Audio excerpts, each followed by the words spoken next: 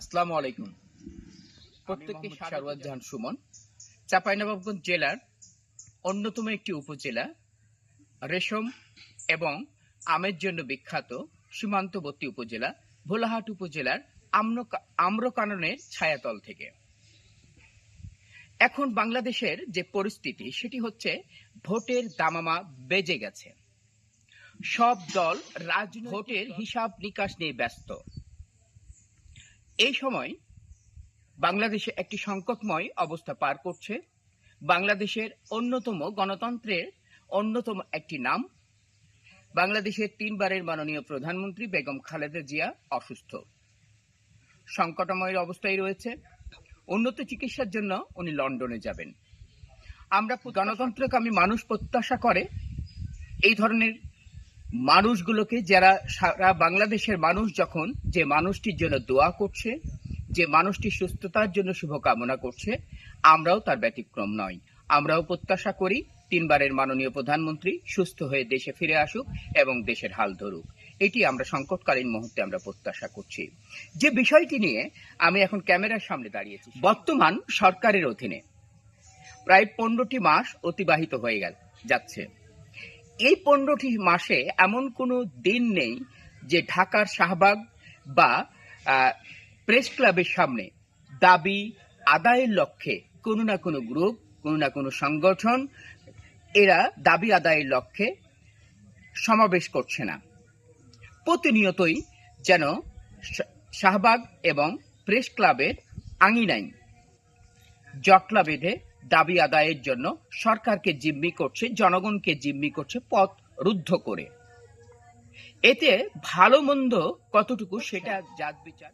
তা আমার কাছে প্রশ্ন হচ্ছে, ঠিক আছে, দাবি প্রত্যেকে থাকতে পারে, চাওয়া পাওয়া থাকতে পারে, মানুষ তার চাওয়া পাওয়ার জন্য তার অভিভাবক নির্বাহী প্রধানের কাছে চাইবে, এটাই স্বাভাবিক। কিন্তু জনগণকে ভোগান্তির মধ্যে রেখে চাওয়া পাওয়াটা কতটা যৌক্তিক, এটাই আমার প্রশ্ন। আমাকে খুব নাড়া দেয়। বাংলাদেশের তরুণ প্রজন্ম যদি সঠিকভাবে বেড়ে উঠার সুযোগ পায়, তাহলে আগামী বাংলাদেশের নেতৃত্ব দিবে কারা?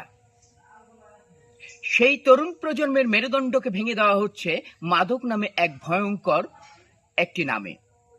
আমি যে উপজেলায় দাঁড়িয়ে রয়েছি, ভোলাহাট উপজেলায়, সেটি একেবারে সীমান্ত ঘেঁষা উপজেলা, চারি সাইডে সীমান্তবর্তী এলাকা। এখানেও প্রচুর পরিমাণ মাদক অবাধে ঢোকে, আমাদের তরুণ প্রজন্মকে ধ্বংস করে দিচ্ছে। দুর্নীতি আমাদের বিবেককে ধ্বংস করে দিয়েছে। লোভ লালসায় পড়ে আমরা খুব অল্প সময়ের মধ্যে অনেক অর্থ উপার্জন করার জন্য দুর্নীতির আশ্রয় নিই।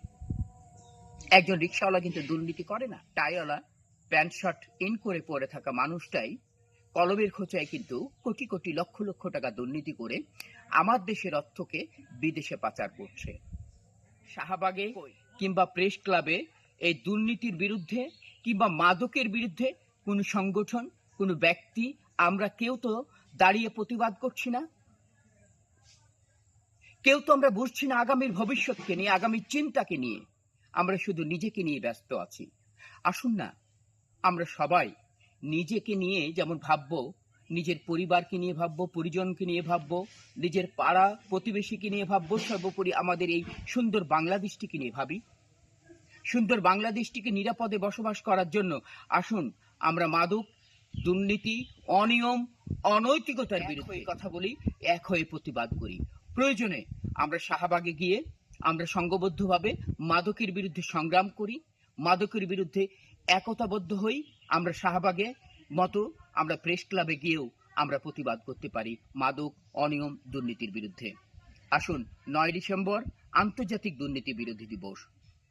আমরা দুর্নীতির বাইরে গিয়ে সুনীতি নিয়ে আমরা নিজেদেরকে প্রতিষ্ঠিত করি।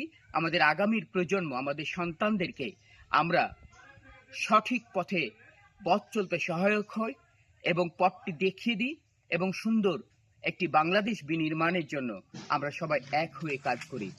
আসুন না, এই বাংলাদেশ তো আমার আপনার সকলে, এই প্রকৃতির মতো সুন্দর এই বাংলাদেশটিকে আরো সুন্দর করি, আরো সমৃদ্ধ করি, আরো বিশ্বের মানচিত্রে আমার এই দেশটি সবার আগে লাল সবুজের পতাকা এ বিজয়ের মাসে যেমন পথ করে উড়েছিল, উড়ার জন্য যেই সকল বীর সেনারা তাজা রক্ত ঢেলে এই বিজয়ের এই 16ই ডিসেম্বরে বিজয় ছিনিয়ে এনেছিল, সেই বীরদের এবং 24-এর গণ অভ্যুত্থানে অগাধ শ্রদ্ধা জানিয়ে আবার বিনয়ের সঙ্গে অনুরোধ করছি, আসুন আমরা মাদক মুক্ত, দুর্নীতি মুক্ত একটি সমাজ প্রতিষ্ঠার জন্য এক হয়ে কথা বলি, এক হয়ে কাজ করি।